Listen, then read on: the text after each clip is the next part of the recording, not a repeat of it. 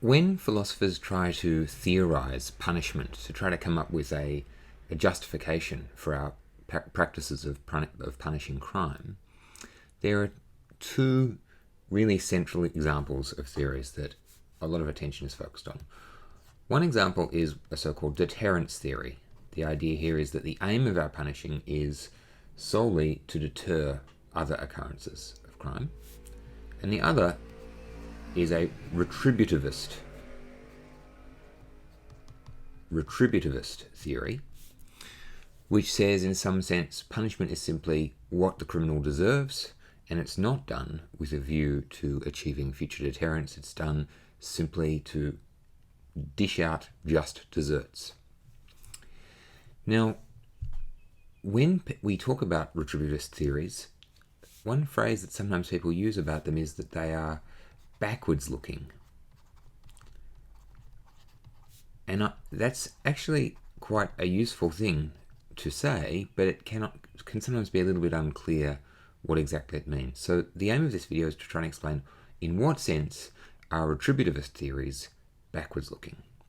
To begin my explanation of that, one first thing to note is that a deterrence theory really is part of a broader family of theories, the consequentialist theories. Right? Theories that say you evaluate the justice or rightness of a policy in terms of the consequences it's going to have, whereas a retributivist theory seems most naturally to fall into what are known as the category of deontological theories. Deontology, roughly the study of duties, but the main way of understanding it, I think, for our purposes is it contrasts with consequentialist theories because they're saying things other than consequences might matter for the justification of our policy.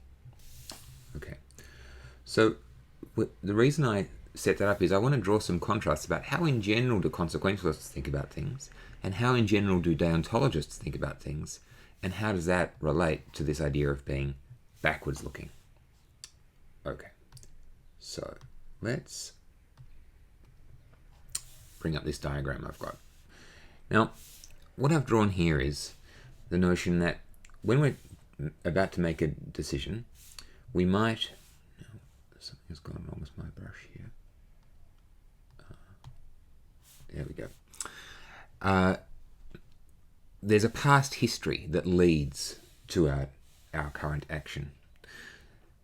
The history is fixed, right? That's why I've drawn it as one line. There's a sequence of events, but there's nothing you can do to change that sequence of events that's occurred in the past.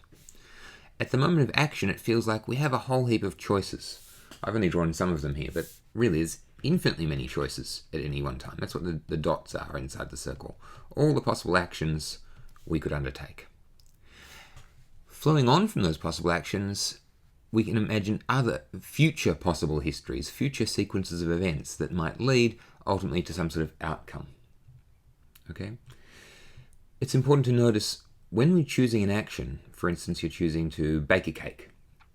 Let's say this is the cake baking action.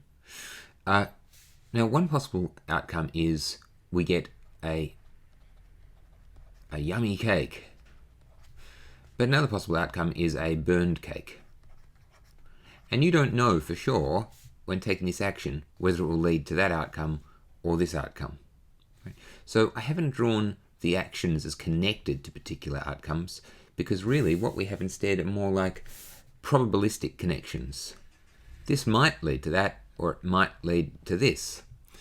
And part of the uncertainty of choosing what to do is working out which is the most probable way to get to the action, to the outcome I want. Okay. Now, how, with this simple way of schematizing what's involved in making a decision or choosing an action, how does a consequentialist go about deciding the right thing to do? Well, there's two types of information they take into account. One is they go through all the possible outcomes and they rank them in terms of desirability. So clearly, yummy cake is a better outcome than burned cake, right? So this might be our number one outcome, and this is going to be pretty low. Maybe this will be number 20. There's all sorts of things in between. So that's one sort of information. They would need information about the desirability of the possible outcomes. And the other sort of information they take is this probabilistic information about, well, how likely is each given action to lead to each given possible outcome. So think about this, not in the context of cake baking, but think about it instead in terms of punishing someone for a crime. Right? We might have managed to work out that this particular action of locking up a criminal for locking up a person, shall we say, for a really long time is very likely to lead to a great deal of deterrence. Okay, so this might be a really attractive looking outcome, and this action is really likely to lead to it. And as far as a deterrence theorist is concerned, once you've made that decision or made that analysis, there is nothing else left to do. And this is where potentially such a theory is really disturbing, because you might think a relevant consideration is, back here, where the crime was committed, was it really this person that we're proposing to punish who actually committed the crime? But strictly speaking, that is completely irrelevant on a deterrence theory. On a deterrence theory, you just sort of draw a line and say, history doesn't matter. I just need to know information like this and information about the desirability of this, and I can go ahead. Guilt and innocence, that's a matter to do with the past. I don't care about it. So this is a notoriously counterintuitive aspect of a deterrence theory, and people who defend the deterrence approach are going to try to say things about how to mitigate the force of that objection, but I'm not going to pursue that now. I just want to first set that up as a contrast case before we now look at a deontological view. Now, on a deontological view, what you'll find is they are indeed interested in the relative desirability of possible outcomes. They're also interested in the probability that a given action will lead to a particular outcome. But in addition, what we associate typically with deontological theories is moral rules, like don't punch people, for instance. Right? And maybe that falls under a more general about not harming, but let's just focus on something fairly narrow like punching. And let's say this action is a punching. Well, it just seems to rule that out. And importantly, this is the way in which a deontological theory is anti-consequentialist. Even if we happen to know that this particular proposed punching was going to lead to a really fantastic outcome, well, that's not enough to justify it, according to the deontologist, because it would involve violating a moral rule or a moral right or some sort of prohibition. Then it's going to require some extraordinary justification. The mere fact that it leads to a good outcome is not going to be enough. So, on the deontological view, we're going to see quite a lot of various actions ruled out just because of the type of action that they are. Here's another sort of moral requirement that a deontologist is likely to subscribe to. Don't break promises. Now, let's say you've promised someone to bake them a cake. And let's say this involves not baking them a cake, but instead, let's say, making an apple pie. Whereas this action, the one I've circled in blue, that indeed is baking a cake.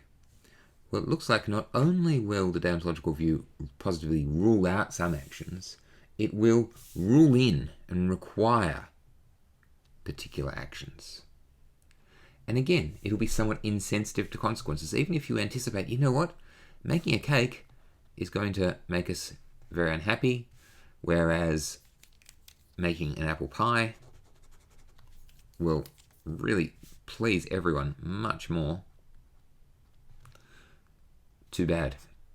The fact that you've made the promise creates this strong moral reason why you need to carry through with it, even if it leads to somewhat undesirable consequences.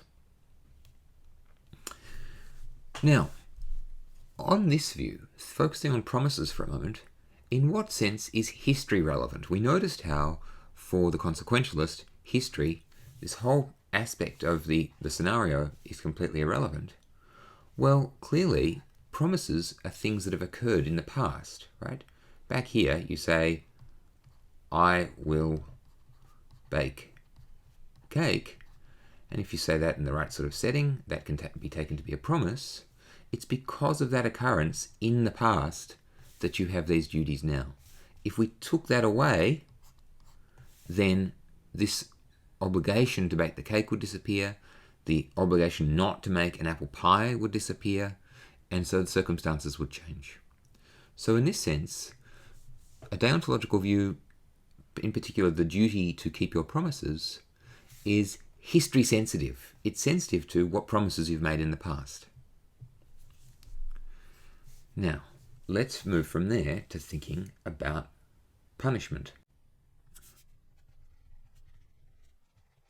The requirement here might be, just putting it roughly, something like, punish those who deserve it. This is going to have, I suggest, a very similar structure to the requirement not to break our promises. It will tell us that you had better not punish this guy who's innocent, even if that would lead to good consequences, because an innocent person doesn't deserve it. Where does their innocence reside? It's back here. It's some fact about what they did in the past.